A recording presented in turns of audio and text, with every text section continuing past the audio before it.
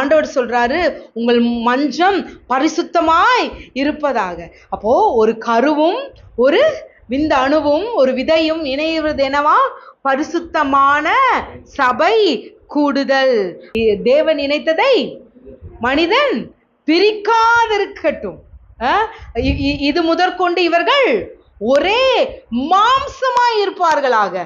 So ஒரே மாம்சமாய் இருப்பார்களாகன்றது ஏதோ ஒரு செக்ஷுவல் ரிலேஷன்ஷிப்ல இல்ல, ஒரு ஜீவன் அடையும் பொழுது.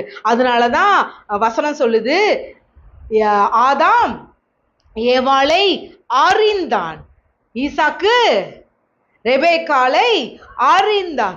அறியும் பொழுது அங்க என்ன ஆகுது?